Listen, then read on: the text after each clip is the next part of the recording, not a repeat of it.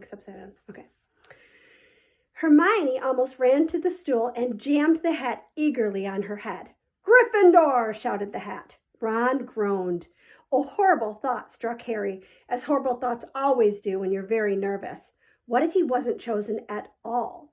What if he just sat there with the hat over his eyes for ages until Professor McGonagall jerked it off his head and said there had obviously been a mistake and he'd better get back on the train?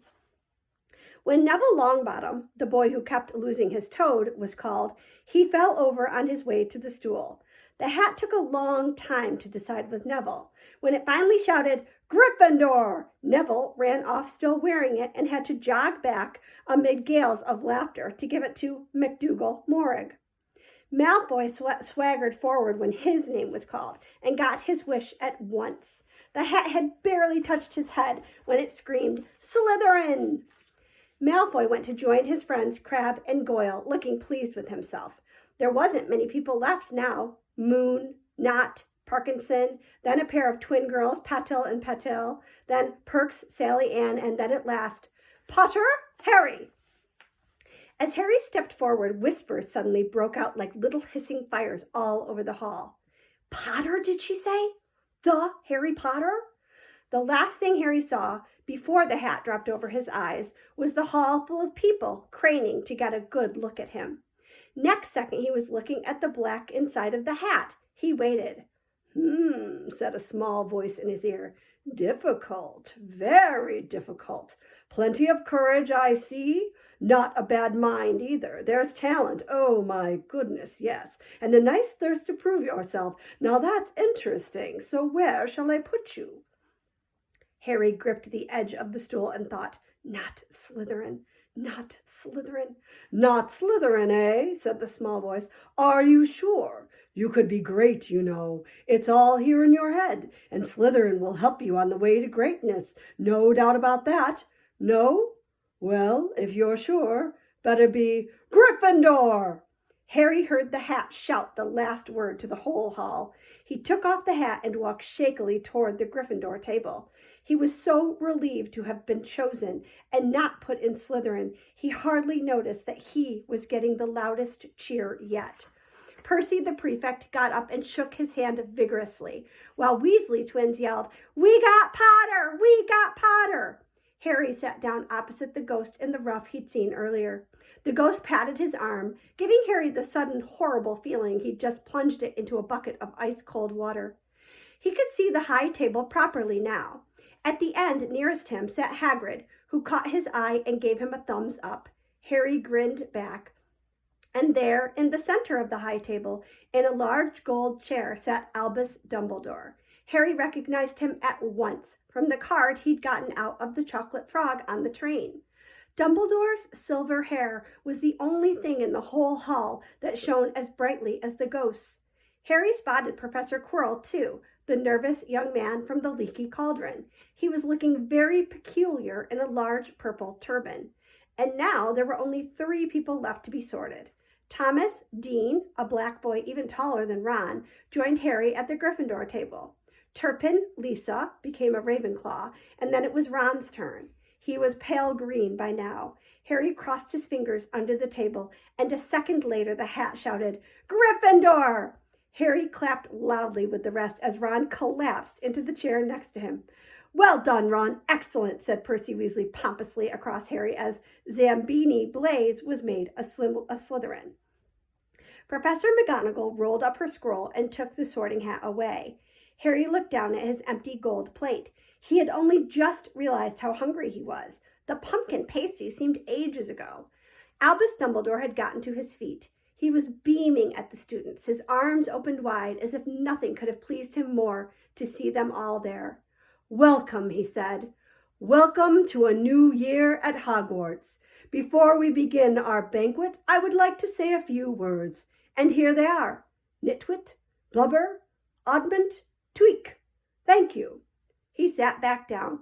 Everybody clapped and cheered. Harry didn't know whether to laugh or not. Is he a bit mad? He asked Percy uncertainly. Friends, you should know that when he asks that, you'll hear that word a lot. It means like, is he a bit crazy? Or are you mad? Are you crazy? Mad, said Percy airily. He's a genius, best wizard in the world, but he is a bit mad, yes. Potatoes, Harry? Harry's mouth fell open. The dishes in front of him were now piled with food.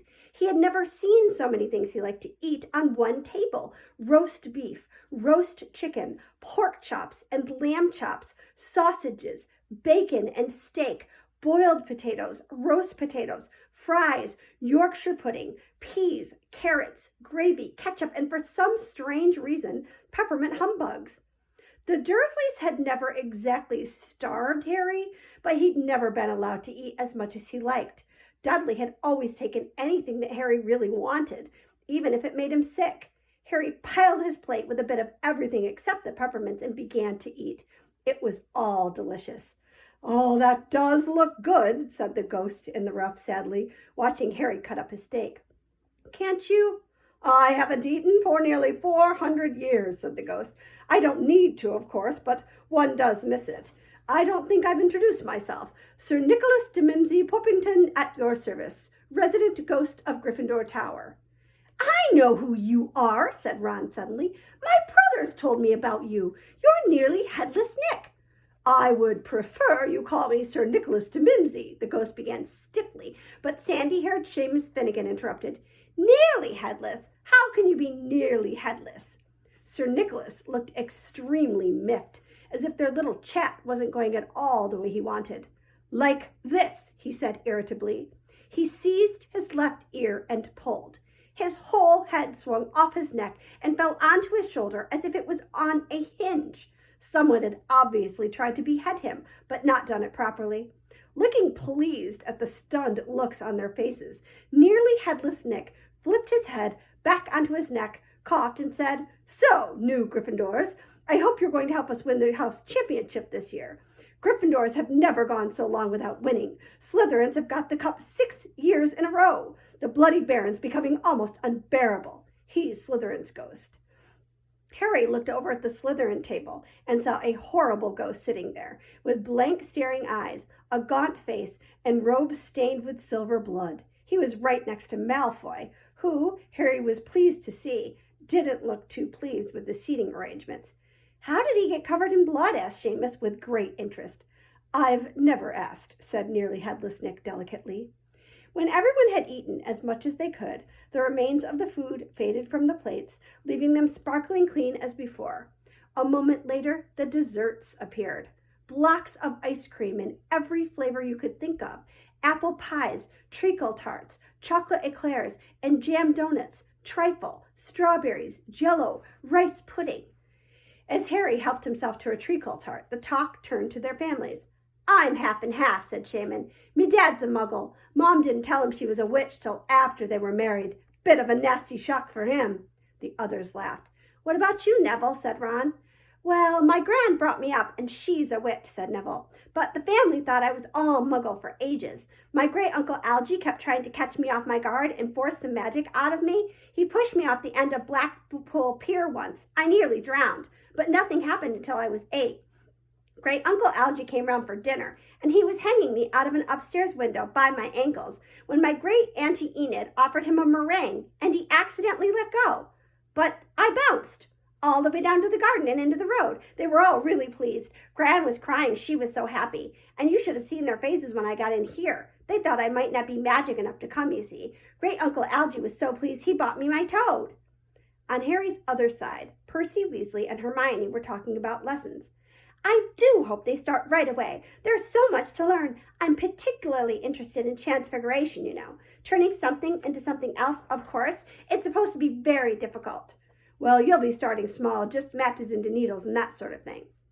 Harry, who was starting to feel warm and sleepy, looked up at the high table again. Hagrid was drinking deeply from his goblet. Professor McGonagall was talking to Professor Dumbledore. Professor Quirrell, in his absurd turban, was talking to a teacher with greasy black hair, a hooked nose, and sallow skin. It happened very suddenly. The hook-nosed teacher looked past Quirrell's turban, straight into Harry's eyes, and a sharp, hot pain shot across the scar on Harry's forehead. Ouch! Harry clapped his hand to his head. What is it? Asked Percy. Nothing. The pain had gone as quickly as it had come. Harder to shake off was the feeling Harry had gotten from the teacher's look, a feeling that he didn't like Harry at all. "Who's that teacher talking to Professor Quirrell?" he asked Percy. "Oh, you know Quirrell already, do you? No wonder he's looking so nervous. That's Professor Snape. He teaches potions, but he doesn't want to. Everyone knows he's after Quirrell's job. Knows an awful lot about the dark arts, Snape."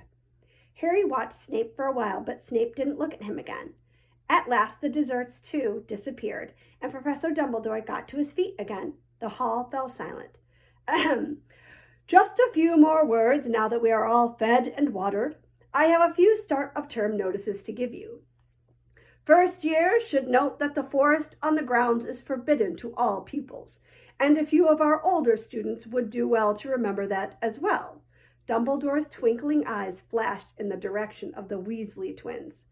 "I have also been asked by Mr. Filch, the caretaker, to remind you all that no magic should be used between classes in the corridors.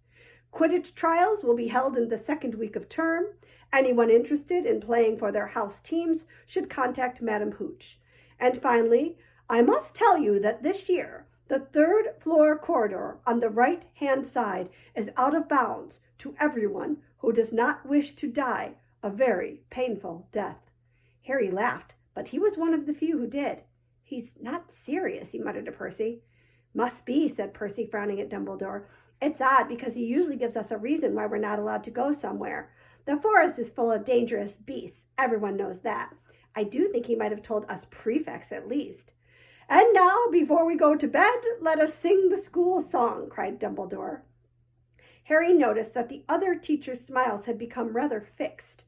Dumbledore gave a flick of his wand as if he was trying to get a fly off the end, and a long golden ribbon flew out of it, which rose high above the tables and twisted itself snake-like into words. "Everyone pick their favorite tune," said Dumbledore, "and off we go." And the school bellowed, "Hogwarts, Hogwarts, Hoggy-Warty Hogwarts, teach us something, please. Whether we be old and bald or young with scabby knees, our heads could do with filling with some interesting stuff, for now they're bare and full of air, dead flies and bits of fluff. So teach us things worth knowing, bring back what we've forgot. Just do your best, we'll do the rest, and learn until our brains all rot." Everyone finished the song at different times. At last, only the Weasley twins were left singing along to a very slow funeral march.